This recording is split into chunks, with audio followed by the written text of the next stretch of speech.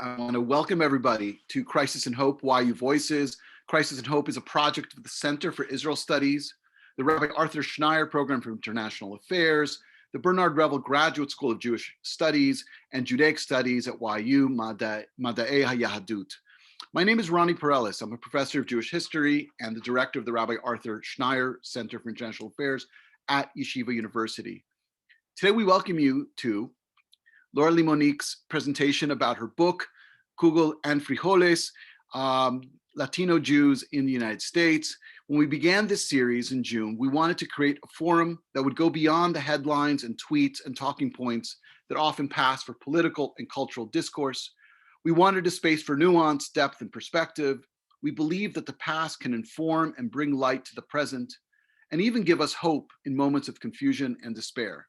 For that reason, I'm so honored to invite you all here today for our special guest, Laura Limonic. Professor Limonic is Associate Professor of Sociology at the College of Old Westbury of the State University of New York.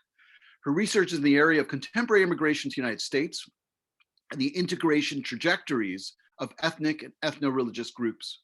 Her recent book, Kugel and Frijoles, Latino Jews in the United States, explores issues of ethnicity, race, class, and religious community building among Latino Jewish immigrants in Boston, New York, Miami, and Southern California. Laura's current work examines the rise of Chabad in Latin America as an avenue for Jewish identity construction and communal life among Jews in Latin America and abroad. Her work has been supported by the Berman Foundation, the Association of Jewish Studies, and the Templeton Trust. And it's my great honor to welcome her today to our class at Stern College, which is a class on called Promised Lands, the Jewish Presence in the Americas, where we focus on Jews in Latin America, and to Crisis and Hope. So without any further ado, Professor Limonic, it's great to have you, and excited to hear about your research. Great. Well, thank you. Thank you for having me. Thank you for inviting me. And thank you all for being here. I'm excited to tell you a little bit about my research, what I found, and really also hear from you when we're finished, not just what questions you have, but your own experiences. Because the nice thing about sociology is that we're studying what's happening now. And as it changes, so I look forward to our discussion at the end. And again, if there are questions throughout the presentation, please don't feel shy and just raise your hand or put them in the chat. I'm going to share my screen, and here we go. Share a slideshow. Okay. So let me put this at the bottom. Okay. So I'm going to start off thinking a little bit about, or telling you a little bit about where this research comes from. So I'm that white girl that speaks Spanish so well. And I grew up, I'm originally from Argentina, but I grew up in a suburb of Boston with lots of other Jews. And we were that family that people came over to film their Spanish classics, because we were that exotic family. But people would say to me, wait, you're Jewish? You guys speak Spanish. Aren't you Latina? And later when I moved to the Lower East Side in Manhattan, people would say to me, hey, how can a white girl like you speak Spanish so well? And this third quote is from a respondent in the study who went to a synagogue in Caracas, in Atlanta, and they said, "Oh, you're from Venezuela. You're converting. That's so nice." And I remember thinking as I was growing up, like, I'm sure our grandparents are from the same shtetl, it's just that our Yiddish has a little bit of a different accent, but we eat similar foods, we celebrate the same holidays. How don't they know that they're Jews all over the world? Which I don't need to tell you, because I think you probably, this is what you know. Many of you have experienced this. But what happens in the United States is that there's a sense of Jewishness that it's very myopic, right? That's sort of inward looking. And but I remember thinking, but Judaism is a religion. Of course there can be Jews all over the United States. So I struggled with this identity. Well, can I be Argentine? Can I be Latina? Will they let me be Latina looking like I do? I'm Jewish, but my brother's name's Fernando. He's he looks pretty Latino. So there's that. People would always ask me, is your brother adopted? Even to this day. So there was always this sort of struggle with fitting in with who am I allowed to be and who do I choose to be, right? This idea in that ethnic identity is both ascribed and assigned, that we get to choose, but also we're assigned different identities. And it often has to do with accents, with race, with the racial structure of where you are living at the moment. And so when I got to graduate school many, many, many years later, I really started thinking more about these issues in terms of what it means for immigrants. What does it mean for immigrants to be part of different ethnic groups, ethno-religious communities?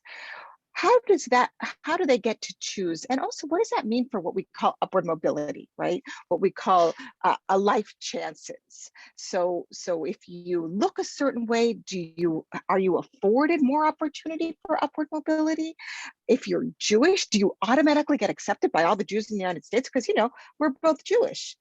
Or what if you feel like you're Jewish, but maybe you're not Jewish like everybody else?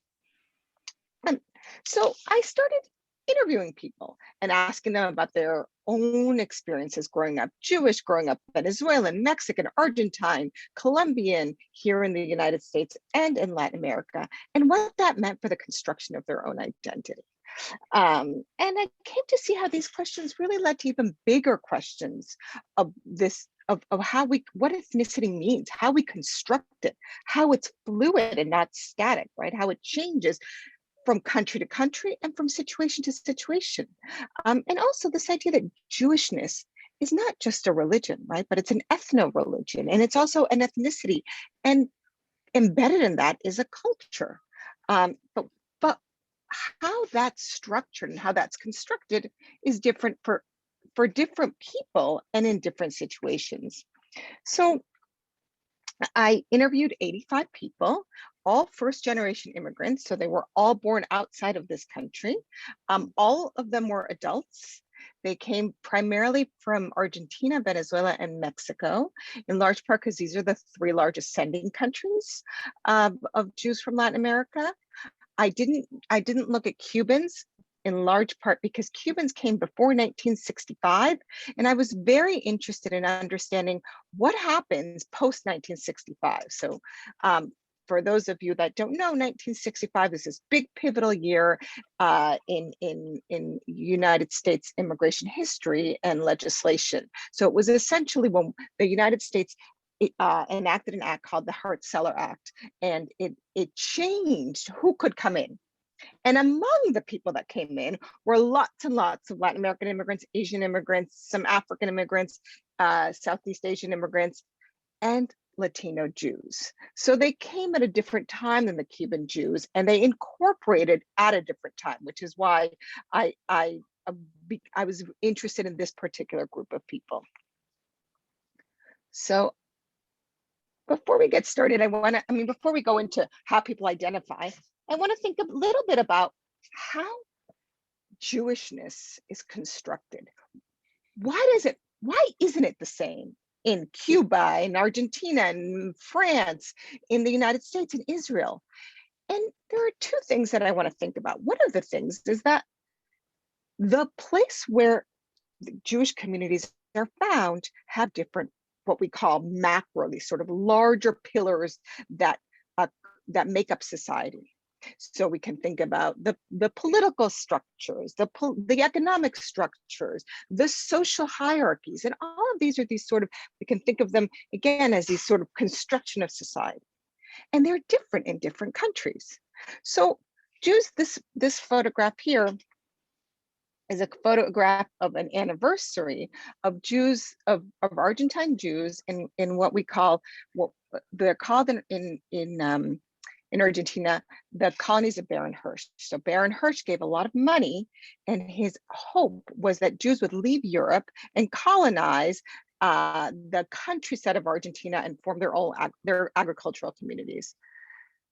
And they did, as you can see, they didn't last very long, right? 1889 to 1964. And the majority of Jews moved to the cities, just like we find here in the United States. But I show this picture in large part to think about, so that we can think about how Jews came, when they came, and what they found. So Jews left Europe, the Middle East, North Africa, for the same reason, reasons, right? The same reasons that pushed Jews to leave these places, which are primarily economic reasons, though we often are told that they're political reasons. For the most part, they're economic reasons. They pushed Jews out. And at some point, many of them came to the United States.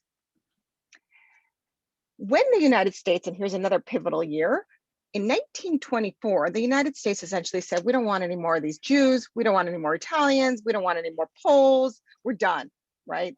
There was the largest wave of immigrants the United States had ever seen, and they didn't want them anymore. So where did they go? They went to anywhere else they could go to. And Latin America was a great place to go, because why not? The reason this is 1889 was because Baron Hirsch was pushing Jews out, or was trying to resettle Jews to Argentina earlier than that. But the majority of Jews in Latin America came after 1924 because the doors were open. So the push factors were the same. The push factors that led Jews to go to the United States or Latin America were the same. The pull factors were the same, but what they found was different. And what they found in Latin America were countries with deep ties to Catholicism. And Catholicism was what we call and continues to be what we call a civil religion, right? It's a religion that sort of governs all aspects of life. So Jews were always kind of othered. Even if there were racial others in different areas of Latin America, we have Catholicism sort of permeates all of public life. At the same time, what happens in Latin America, and this is across Latin America, the state is not a provider of social services in the way that it is here in the United States. So two things happen. On the one hand, we have strong Jewish communities, because when Jews come over, and this happened here in the United States too, they tend to congregate, they tend to live in close proximity. In Latin America, they continue to have what we call a Kehillah model, where there's a central organizing institution under which all other Jewish organizations are found. And this continued to be strong in Latin America, unlike the United States, because there was the countries in Latin America weren't providing things that we're used to here in the United States. For example, the public school system's not that great. The security system's not that great. By that, I mean, sometimes the police, we often joke about this in Latin America, how easy it is to buy off the police, but it's also unfortunate, because what ends up happening is that people have private police forces. There's really no Little League, right? There's no ASO. I don't know if any of you know the youth soccer leagues. So they tend to be private organizations. And in Latin America, for the Jews, these were Jewish organizations. And so these were places where Jews could be Jews without necessarily being religious. They could be religious, but there was a strong cultural component and social component of being Jews. And what that means is that we become a stronger ethno-religious group, right? There's an ethno-culture that is built out of these institutions. I love this photograph. It's a photograph of the women Hebraicas soccer team in front of the Western Wall. And I put this photograph up because, well, I talked a little bit about what I mean by structure, right? How the countries and the region is different, and therefore influences how communities are constructed. Culture is very important. So one of the ways in Latin America that people proclaim their affinity or their culture or their national culture is through soccer. So in fact, in Argentina, we have a Jewish soccer team because it was in the Jewish neighborhood. There's an Italian soccer team. Over time, the neighborhoods change. But by saying, oh, I'm a fan of this soccer team, you're essentially telling people, my grandparents are Italian, I'm Jewish, I'm Spanish. So so this is a way that these women are, on the one hand, the fact that they're women, and in Argentina, women didn't play soccer for many years, is very sort of indicative of how communities change, but also the interaction of culture. And then there's food. So we often think about food as being Jewish food, right? We eat bagels in New York, we eat knishes, we eat all of these things. But in Mexico City, Jewish tacos are just as Jewish as bagels are in New York, right? This is a way of proclaiming your Jewishness. So Jewish life in Latin America flourished, but it also was constructed in conjunction with the local culture. So there's absolutely a Jewish Mexican culture and an Argentine Jewish culture. So what happens when we come to the United States? Well, the United States is a little bit different for a number of reasons. In part, religion is a norm, or religious pluralism is a norm enshrined in our Constitution. We like religion. We're okay with God. We're okay with different religions. And by we, I mean the society here in the United States. It's one of the countries where people are most likely to say that they respect other people's religions, as well as they're most likely to believe in God, even if they don't attend synagogue or church or mosque. And Judaism became part of this larger civil religion, right? The Judeo-Christian tradition. We hear that all the time. So it's not Catholicism, it's not Protestantism anymore. It's a larger monotheistic religious civil religion that we have here in the United States. So that's sort of one way that it's very different from Latin America. Then there are two other things that are very important. On the one hand, we have the issue of race and the racial hierarchy here in the United States. That's much starker than it is in Latin America for a number of reasons, and we could have another class on this. But we can think about that, the fact that Jews became white over time according to some scholars, in large part because of the history of slavery and the consistent racial hierarchy and the racial project that exists here in the United States. So now we have these two important factors of how Jews are placed here in the United States in contrast to other groups. And this idea of whiteness also, yeah, stop, I'm sorry, that's me, my phone, yeah. I'm sorry, could you explain that last point a little bit? What do you mean by that? What do scholars mean by that Jews became white? Were they not white before? Sure. What do you mean by whiteness? Sure. If you can just expand on that a little. So a number of scholars talk about how whiteness was achieved. So what do we mean by whiteness? Well, at one point, the only people that were considered white were Protestants, and not necessarily the new immigrants. And the new immigrants, which today we think about the great grandchildren and great grandchildren of European immigrants, were Italians, they were Poles, they were Irish, and they were Jews. And they were discriminated against. They were not necessarily considered part of what we call the white mainstream. So when we talk about race, we think that race is really static. That there is no way that Jews wouldn't be considered white, because look, they look white, but they didn't look like everybody else at the time. They might have darker skin, or we see this in cartoons all the time. I wish I had some that I could pull up, but it would take me 20 minutes. But these caricatures of Jews as looking swarthier and having big noses and having dark hair. And so all of these were caricatures of how Jews were not white. So that's phenotypically they were seen as different. But they were also seen as othered and not white, in large part because they weren't allowed to have the same kind of access that whites had. They weren't allowed to have certain jobs. We see they weren't allowed to shop in certain places and during certain periods. They weren't allowed to apply for certain jobs. There were quotas. And all of this was a racial bias that changed in large part when remember I talked about 1924 when the immigration doors closed. So once you stop having an influx of new people, then everybody here sort of becomes a part of the larger mainstream. So one of the things that has happened since 1965 is that we keep on getting new immigrants, and that scares people. And it also reinforces some of these racial differences. But imagine 1924, it's like a standstill, nothing ever changes. Eventually, everybody that's here forms part of the larger mainstream. Does that make sense? Yeah. Laura, there's a question dovetailing on this from Erica.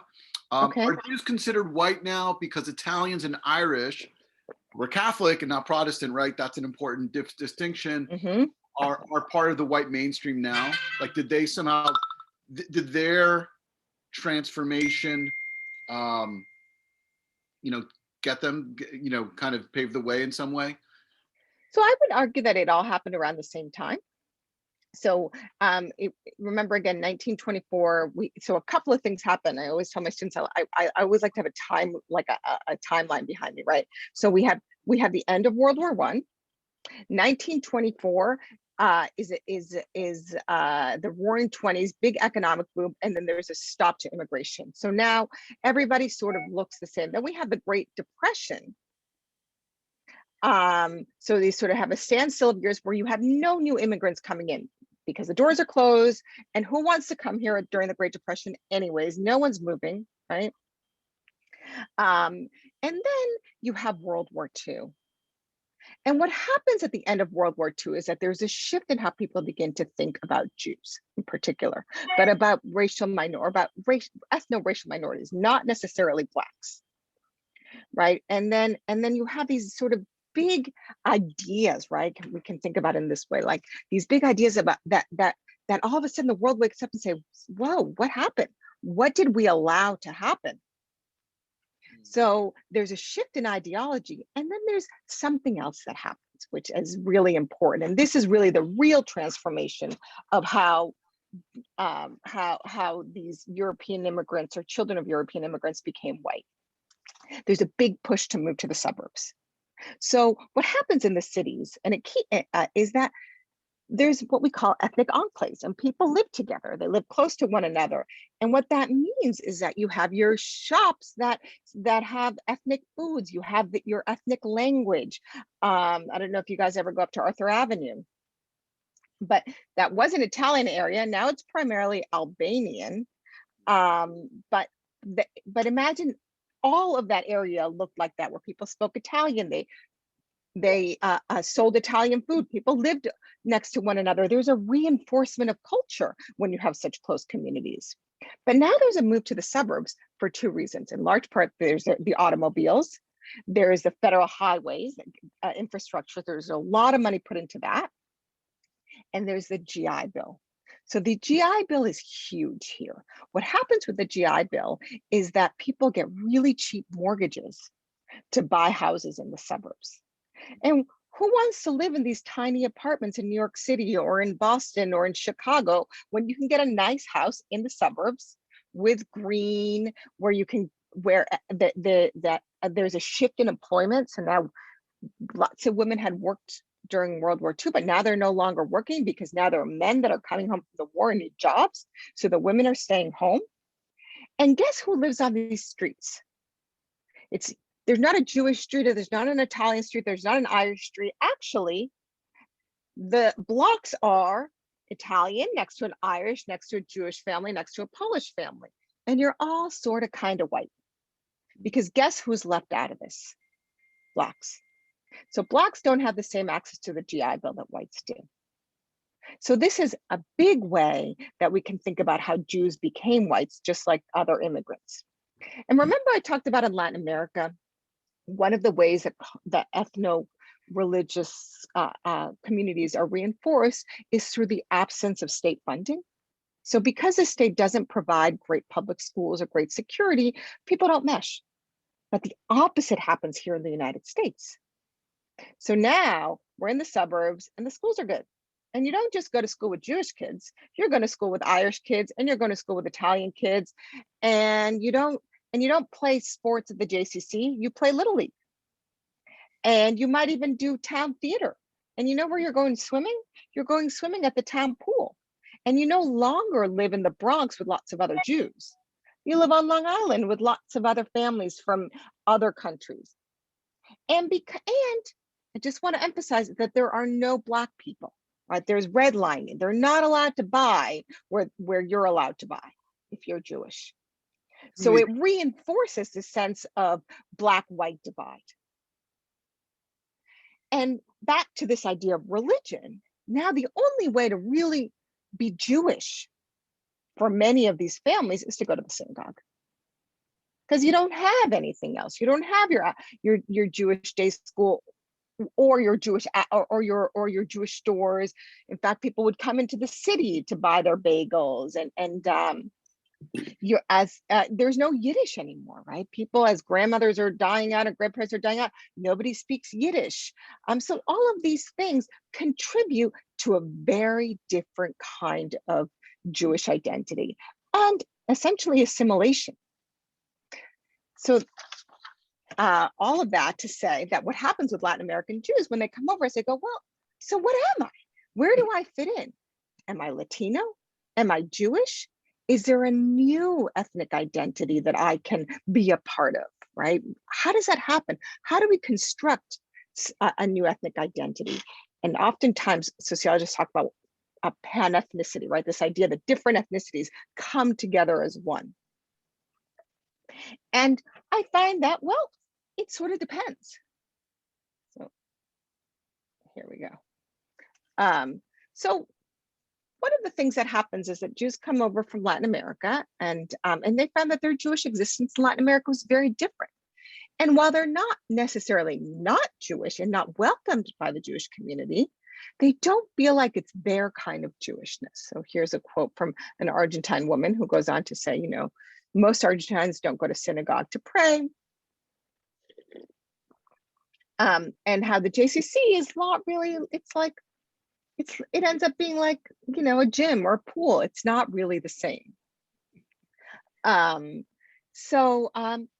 again, one of the ways that Jews, I think people form connections. There's a strong sense of ethnic feeling bound to somebody because of their Jewish identity, but they still feel like the larger Jewish culture and Jewish life here in the United States is different from what they know.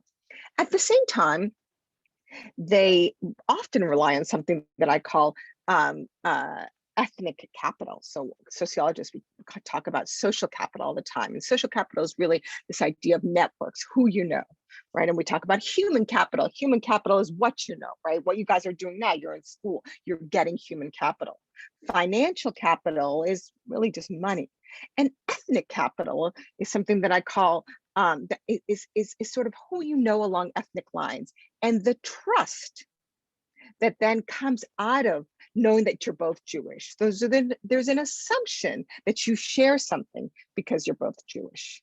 And this happens often across religious lines and ethnic lines, is that people are more likely to share information, give somebody a job because they're Jewish. Therefore, there's an assumption that there's a reciprocity of trust. So this is something that was very important for Jews in Latin America, and they access this here in the United States. At the same time, Jews in the United States, Latino Jews have a very strong Latino connection. I love these quotes. One of them says, Adriana says, it's a pleasant, quick moment of intimacy. But these quick moments of intimacy are these sort of micro moments that make up our day. And it's what connects us to people. So there was a lot of people a lot of my respondents talked about how, well, I can't just shut off my Latinidad. It is who I am. It's an essence of me, right? And this one is a great quote. She goes on to say, I have a Latina identity, the language, the way of dancing. She goes, how I see the mystery of life, everything, even how I laugh. And then she goes on to say, even how we die is different, right? So there's an idea that culturally, Latino Jews are different from American Jews. And that's absolutely true, right? Because remember, we talked way back about how ethnicity is constructed in relation to the state where it's found. So Mexicans have a strong Mexican culture. Mexican Jews have a strong Mexican Jewish culture. Which is often juxtaposed with American culture. And we can talk later if you'd like about what that means in terms of values and how values have shifted in the United States among Jews and Latin America. I talked a little bit about race before when we talked about how Jews became white, and Latino Jews privilege from this whiteness, from Jewish whiteness. So this is particularly true in California, where there are so many Mexicans, right? The largest Latino group in California is Mexican. And there's also so many Mexican Jews, right? And San Diego is a really large Mexican Jewish population. And oftentimes people will distinguish and use their Jewishness as a class barrier, right? To elevate themselves, to elevate themselves from other non-Jewish Latinos.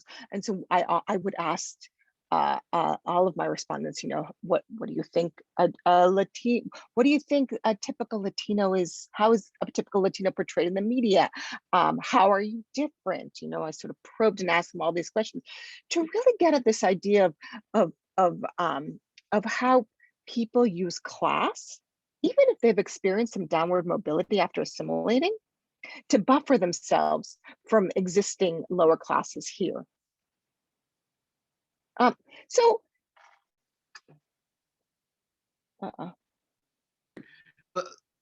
two questions. Here. Last slide. You're bringing up so many big questions, and I encourage my students to think. Do you see? Obviously, most people here don't have a American background. We all have parents, grandparents, or great grandparents that came from somewhere else where those identities. So I want you guys to be thinking about that. But do the people you talk to refer to themselves as Latinos, or That's do they refer to themselves question. as Venezuelans and Colombians or Mexicans? Because I understand why you use the term. It's a very handy term, right? But do they call themselves? Mm-hmm. So, this was essentially a big part of my research, right? This idea of thinking about how pan-ethnicity, how this gets formed, and I think oftentimes people will refer to them as will refer to themselves, and this happens for Latinos, not Jewish Latinos, also primarily oftentimes by their national identity first. So we know that Latino is an identity that happens in your second or third generation often. Yet, I became interested in understanding how they felt how they identified when they saw that in terms of group identity in contrast to American Jews. Mm-hmm. So they would often say to me, well, I'm much more likely to have much more in common with a Mexican Jew, an Argentine Jew would say, than an American Jew, or a Venezuelan Jew than an American Jew. But I did really become interested, okay, well, do they ever become Latino Jews, right? When do they feel Latino? And I think one of the ways that people talk about themselves as Latinos is two things. One is that it comes from, it's a label that's imposed from above, right? Mm-hmm. So we know that the label Latino or Hispanic or Latino is a label that came about in 1980 from the U.S. Office of Management and Budget to describe an ethnic identity, where you're from. And essentially anybody that's from Latin America is Latino, right? That's the question. You can first, the census asks you your race, and the Hispanic question is separate. So it's not necessarily that people will have to say, I'm Hispanic, therefore I'm not white, or I'm Latino and I'm not white. They're white and Latino. So oftentimes people struggled with this, right? I would ask them, what do you check off? And they say, well, I don't know what I check off.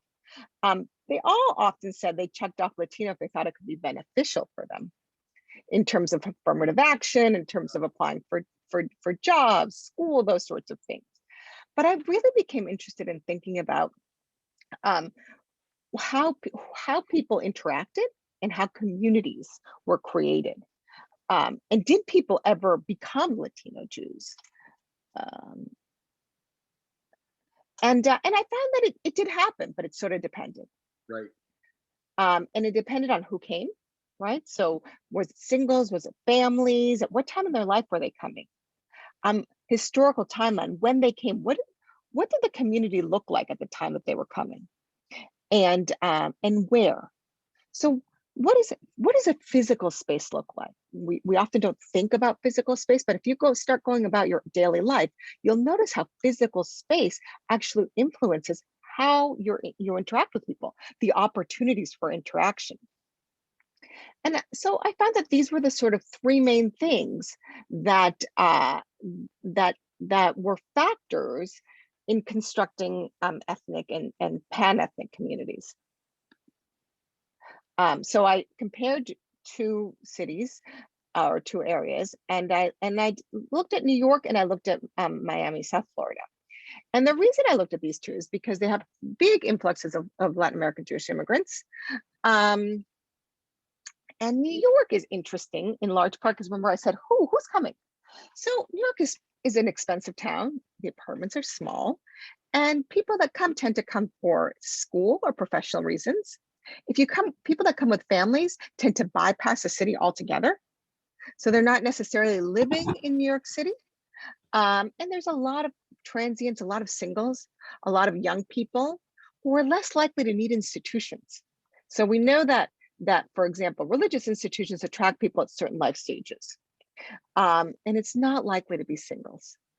New York City also is kind of a Jewish town, no matter what it does, people just feel Jewish. And one of my respondents said, I love living in New York. It's like, I don't have to do anything. I'm just Jewish, And so people kind of feel like they don't have to go out of their way. It's almost like they've made Aliyah to New York, And New York is a really hard place to get around. So the likelihood of you meeting other Latino Jews in your building or at the playground or at a cafe is kind of small because it's such a dense, big city where there's not the kind of public space where people congregate and meet, people of the same groups congregate and meet. The one place where I did see is sort of true, this idea of do people call themselves Latino Jews? This is a Chabad center here, and it's called the Jewish Latin Center. It's on 23rd Street. This is a Purim party. Laura, I'm going to say something crazy, but I think I see my niece. Really? Which Yeah, one? I think this is Yael. This is really, this could be, I don't know. I mean, you should send it to her. I'll send you the picture. This is hilarious. Yeah. She lived in New York. She's a public school teacher. So, all right. Fascinating. Sorry. So no, that's okay.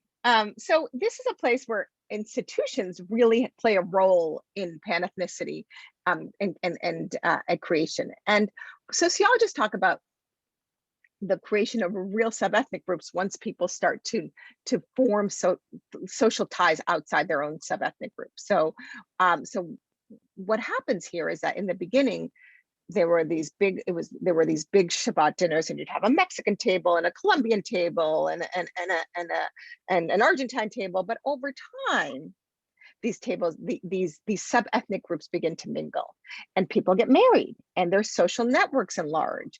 And now you hear Spanish with all kinds of different accents and words. So they're all Latino. And this is really how these new ethnic identity and new cultures get formed. Because there's a number of people that have met and gotten married here. In large part, this is the large mission of Chabad, that are Latinos from different countries. And so you can imagine what their friend groups look like and what their larger networks look like, right? And what that means in terms of forming new ethnic identities. And then this is a smaller picture of Aventura, which is It's actually a city, though it's quite small in North Miami.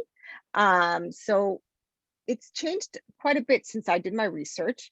But one of the things that I think is very interesting about this place, and the reason I bring it up, is because Aventura has become a true Latino Jew, has created true Latino Jewish community. And in large part, it has to do with who came. So the cost of entry to Miami and to Florida is much lower than it is in the United States for a number of reasons. It's cheaper. You don't necessarily need to know English. Not at all. Yeah, you don't. You should probably know Spanish, or you're not going to do too well. Some people already had some sort of apartment there.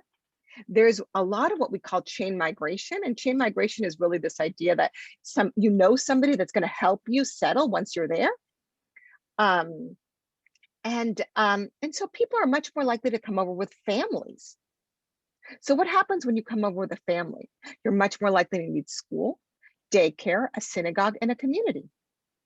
So that alone, that necessity alone makes it so people that are used to relying on Jewish institutions and Jewish organizations for this kind of, for these sorts of services, might continue to do this. So that's one way that this is what happens in Miami, in particular in this area of Miami. The other thing that happens is that this area of Miami had a lot of synagogues that had an aging and dying population.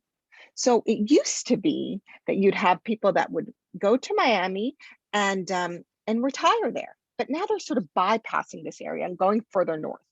So they might go, so they go to Broward County. They don't necessarily settle in this area. So you have all of these synagogues, and you have maybe 10, 20, 30 people, and they're dying.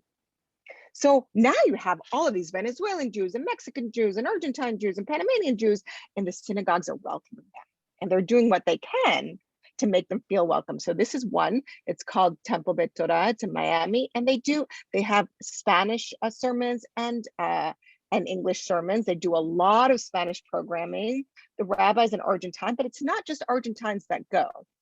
But they really outreach to a large number of different sub-ethnic groups.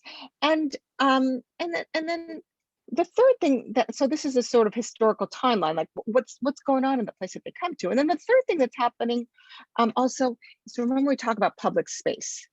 So what happens in this particular area is, on the one hand, people come into buildings where there's sort of a shared public-private space. This could be a pool. The buildings are surrounded by a pool or a common area, and people begin to meet. And there's young children, and they speak Spanish, and somebody else speaks Spanish. And you begin to create and grow these communities, in large part because there's an opportunity for congregation. And this is all so different from what happens in New York, right? So what we find is that these we don't often think about these smaller things, right? Like what's going on in the place that you come to. But these are two places in the United States. And in New York, besides the Jewish Latin Center, you don't really have a real sense of a Latino Jewish community. But in Miami, you absolutely do. And I spoke to so many respondents who the majority of their friends might be from their sub-ethnic group, sort of their country, but they begin to branch out over time.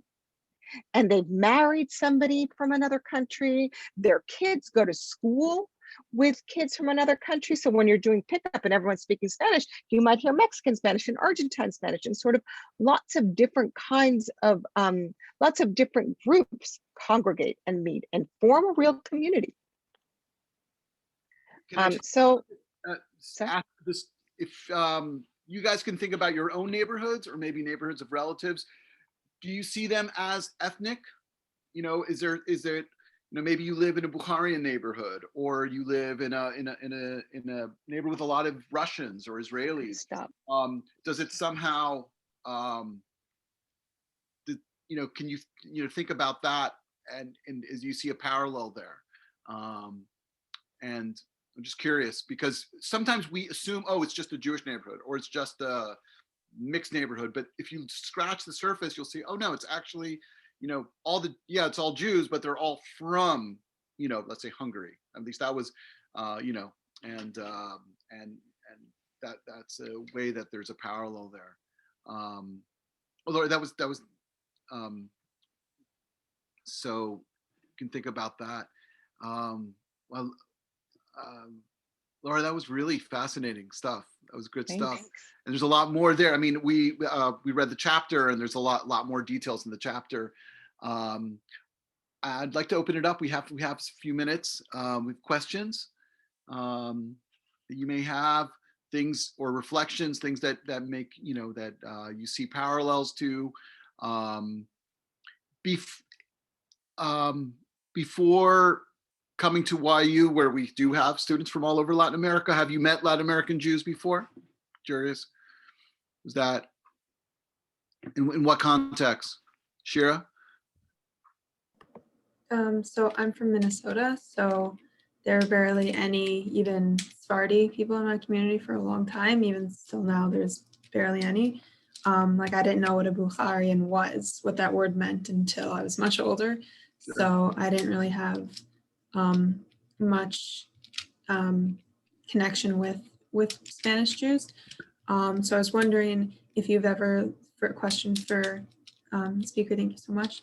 Wondering if you did any research in Latin Jews in kind of either the Midwest or the more Central America, where I don't know if there's as big hubs, but are people as, I guess, is the ethnic identity challenge the same in smaller places? That's a great question. I didn't, in large part because I was really interested in understanding how communities are built and constructed. And when there's not a lot, then there's not going to be a big, constructive community. But my suspicion is that what would happen is similar to what happened when Jews, the Jews in the South and in the Midwest, that on the one hand had maybe a strong Jewish home life, but we're less likely to form community because there's just not that many of them. So if you read some of these the historical or the histories of Jews in the South and Jews in the Midwest, it became more difficult. There was to really form community depending on where you are. Yeah, Sarah. More than a question, I have a reflection to do with you. So at the beginning, you were talking at the beginning of your presentation how, if I can say, you felt different and you felt excluded and people were trying to differentiate you. So I was born and raised in Milan in Italy until I came to America to study in YU. And really until my last day in Milan, I still had to sometimes question myself about being a Jew because people over there, a lot of people don't think Jews are aliens. Jews are like something strange. They don't even know they're humans. They don't even know they are normal people. While others are very, very cultured and they are very sensitive about the topic. And when they say Jew, wow, we're so proud of you. But it happened to me a lot of times that I had to deal with very uncomfortable questions. And it was in years where in Milan there was a very strong anti-Semitism and I couldn't admit I'm a Jew. And people were asking me, where is your last name from? Where you don't look Italian because I have a Persian descendants, like you look Indian or you look Tunisian. And it was a period where also a lot of immigrants were coming and people were against them. So I was so uncomfortable and I couldn't say, for example, they were offering me something to eat. I couldn't say, no, I can't eat it, it's kosher. And I really related at the beginning when you were explaining about that. Yeah, thank you for sharing that. I know it's Italy has a complicated relationship with Jews. Yes. And so I know that that's true. And they have a very complicated relationship with immigrants. So Yes. I can only imagine how difficult it Exactly. must be. Yeah, no, I know this well. I'm married to an Italian from Rome, so I know this Wow. well. I was very exotic to their family. Yeah,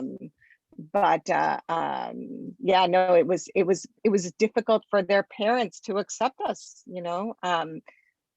because for them, Jews were something exotic that you did when you went to go eat at the ghetto, every couple of Yes. weeks. And sometimes they know yeah. like a piece of history, but they don't know everything. It's like, oh, Jews came and steal our country, but that's not true. Yes.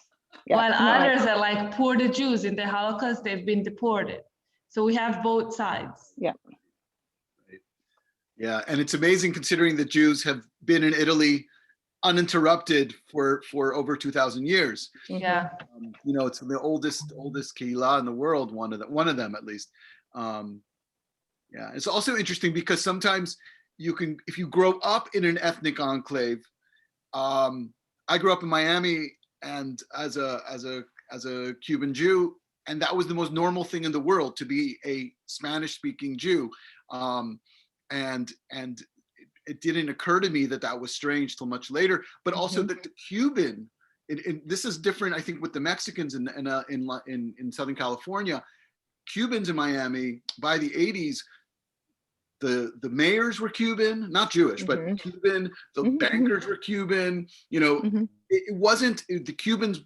There were all sorts of classes, but the Cubans were an elite in Miami by that point. So it was a very different. It's amazing how the same ingredients, if they're shifted a little bit, can change your experience so much. Sure.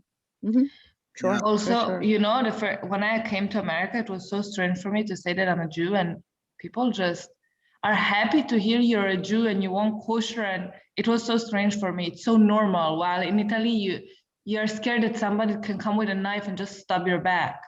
Wow. I heard that a lot from my respondents, which I didn't talk about, but I think that's a very important point, right? People, when women would say to me, I feel like I don't have to hide my Star of David in the cab, or the fact that you go to Starbucks and there's a Christmas tree and a menorah, were things that people thought. And this is what I mean when we talk about civil religion, right? That it's sort of, this is part of our these are our religious motifs and our cultural motifs that we see all around. They've almost lost their sort of highly religious symbolism. They're just sort of everywhere, and that's okay. And that's not the case in Latin America, nor is it the case in Italy. Absolutely. Yeah. Jews are very exotic in Italy still. Exotic sometimes in a good way and sometimes not in a good way, right? Well, whenever you're exotic, it's always not really in a good way. Right. You're right. It's always like that. Jews are in Italy since they've been deported after the destruction of the second Bet HaMikdash. So I think it's the oldest community of Jews in the world, but people do not accept that. It's a hard feeling. Yeah, Erica, hi. Hi, I also thank you so much for your presentation. I'm a sociology minor, and I wish I was a sociology major actually, but so I love this stuff. I also have some reflections. So I grew up in a suburban white town in South Jersey with Italians and Irish, and I was the only Jew in school. And you were saying, one year my history teacher was teaching about this Inquisition and the Crusades and everything like that, and she was shocked that I was a Spanish Jew, that I'm a Jew.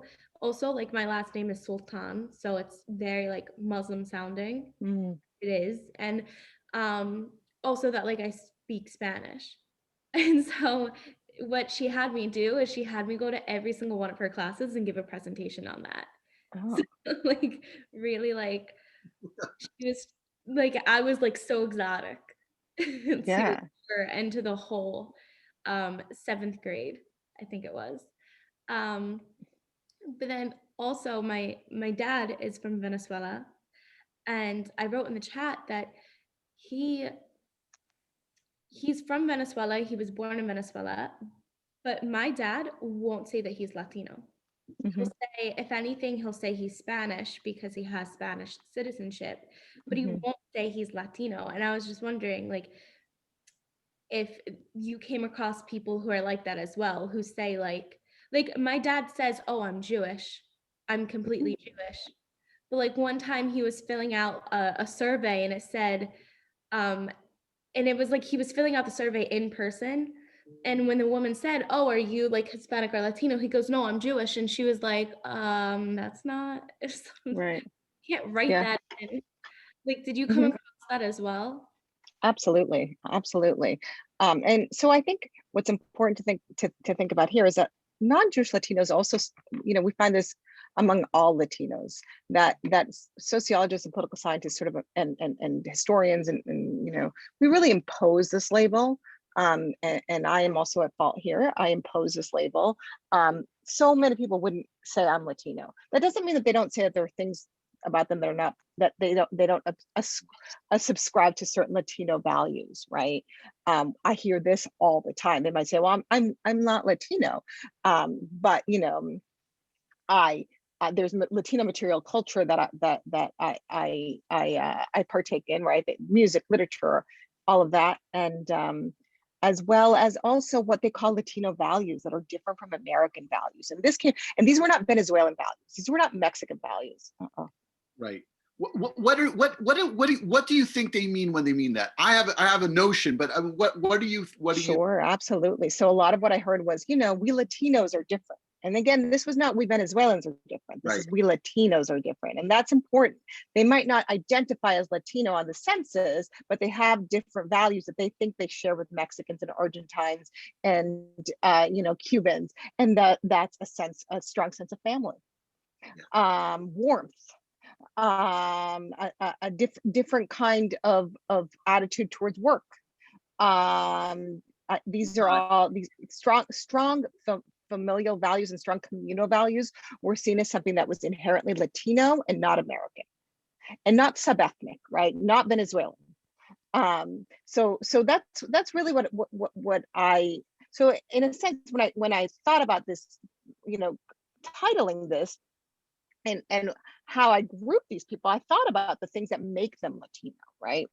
And how they talked about themselves in relation to other people. Because what happens is that people don't want to say they're Latino. Remember when we talked about the race and class, because they don't want to be lumped in with Latinos here in the United States. Right. That makes sense. Yeah. Thank you. On the term Latino, I just put into the chat a wonderful podcast called The Experiment, and this episode is about the invention of the term Latino and Hispanic, and gives a whole back history of it. It's really, really great, very, very informative about that issue and just the way it's changed. And yeah, I see Dina raised her hand. Dina, you want to? So I just want to build off of what they were saying. I also reflect off of what you were saying, being like a half Black Jew who grew up, born and raised in Brooklyn. It's very hard for us, especially like I actually live on the edge of Borough Park, and we go into Borough Park. I used to go into Borough Park on a daily because I used to go to a Beis Yaakov school there. So the stairs were intolerable. They were annoying, and it was just like, wow. But we get questions, constantly questioned, like, oh, are you for sure Jewish? Like, also was told by somebody, like a rabbi's mother, actually, you have to have your mom's paper showing that she's actually Jewish in order for you to find a shidduch. And it was painful to hear. But yeah, I feel what you went through in your past, and like it's still something that we constantly struggle with today. But unlike what that rabbi's mother said, I am married, and he accepts me and my family. But I totally understand, and I just wanted to say that. I mean, there are all sorts of ways that different groups within Judaism patrol each other or just don't recognize each other. I mean, this, we saw this when we had our session on immigration to Mexico City. They understood that, the Syrians who were there first understood that these Yiddish speaking people were Jews. They got that. They understood they were Jews. They needed a Torah. They needed right? But it took them a long time to see them as as paisanos in the true sense, is like landsmen, and we would say in Yiddish, kind of country people that we're connected to, because there were so many different cultural pieces. I mean, there's phenotype, and that throws you, but it can be much deeper than that. Right? It could be, first of all, there's language, there's cultural practices, like what Laura was saying about these Latino values, which, is so amorphous, but there's something very visceral. Say, just in terms of, like, you go to a synagogue and are they cold or are they warm, right? That's very subjective. What does it mean, cold and warm? And some people want cold, they don't want the warm. Right. But those are things which, cause frictions and cause misunderstandings. But also when you find that other group of people that are in that wavelength, there's something really reassuring. And that's why I think why a place like Miami is only getting more and more Hispanic, but also more and more Jewish Hispanic. It's kind of why wouldn't you want that? You want to be with people. Right. Yeah. And I do want to make another plug for culture. I want you guys, if you guys are going to go about your days and think about these things, we don't talk about culture enough, I think. In large part, it's because it can be subjective. So sort of, one of the things that anthropologists, particularly in sociologists, try to do is really code culture. But I think absolutely it's subjective. What does warmth mean, right? So I often ask people, what do you mean by warmth? How is a congregation warm? What does that mean? And it might be showing more emotion. It might be kissing, right? This idea of how close you talk to somebody, talking with your hands. These are these sort of daily moments, and this is how we construct our sense of self, right? Culture is really, and it's also how we see a part of ourselves in each other, right? So and culture also has to do with how we dress, the foods that we eat. And so this is really how we construct also these paths of what we share. So the larger structural pillars that I was talking about before are things that we don't think about often, because they're not things that everybody thinks about it on a day-to-day. But we do live culture, though I think you're right. I think it's harder to name. Right. And are there other, I think I saw some other hands. I want to give space to other people. Hands. You can interrupt me if you think of something. Another question I thought of is, did you notice ways that Latino Jews formed alliances with other immigrants, not Hispanic, let's say, with Russians, with Israelis, with French? I mean, around the time that a very large group of Argentinians were leaving the financial crisis in Argentina in 2001. Many Jews from France were also coming to Miami. Absolutely. Because there was a big wave of anti-Semitism with the second Intifada and things like that. And did you notice pairings in that way? In other words, someone from France and someone from Russia and someone from Venezuela may have more in common than the American Jew who's been there for 2 generations, 3 generations. That's a great question. I often think about one of the things that I when I think about how people connect, I think about the idea of least common denominators. And oftentimes among Jews, sometimes it's just being an immigrant, right? The fact that you're both immigrants and Jews already makes you have more of a connection than with somebody that already lives here, right? Someone that's not an immigrant and is Jewish. So absolutely. But, interesting, one of the interesting things that's happening right now in Aventura is that there are Jews from everywhere, right? Just like you said, in France, South Africa, there's lots of Israeli Jews.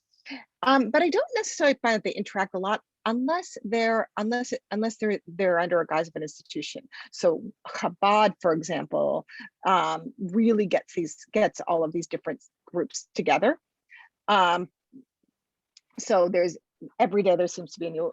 There's like 5 Chabad houses in this particular area, and they have people, participants from all over, like immigrants from all over, and they're more likely to be immigrants. Latino Jews tend to have some sort of connections with Israeli Jews in large part because many of them have family in Israel. Many of them speak Hebrew, because they were taught Hebrew in their day schools. So that's sort of an easy connection. And they feel like they have something in common. Yeah. Well, I want to thank Professor Limonic for coming to our class, for coming to Crisis and Hope here. This was fascinating, and I learned a lot about a subject that's very close to home, which is, a weird thing to do, right? To kind of go very deep into something that you live, and that's, I guess, the advantages and also the complications of being a sociologist, is that you're studying life, you're studying people interacting with each other and forming communities. And so when you bring it close to home, it can be very challenging and very, very stimulating. And I hope that for everyone here, there are ideas here that you can bring into your own life, thinking about your own communities, how your families and your wider kehillah and wider community structures inform who you are and what decisions you make in your life and how you've gone on the path that you've chosen. So I really appreciate this. And so thank you. Thank you. Yes. Thank you. And thank you all for sharing your stories and your questions. This was really great. I very much enjoyed it. So thank you. And good luck with everything. Have a great Thank you so semester. much. Thank you. Thank you so Thank much. you. At Yeshiva University. All right. And thank you very much, everybody. You can email me if you have questions. Okay. Thank All right. you. Thank you. Bye. Bye. Bye.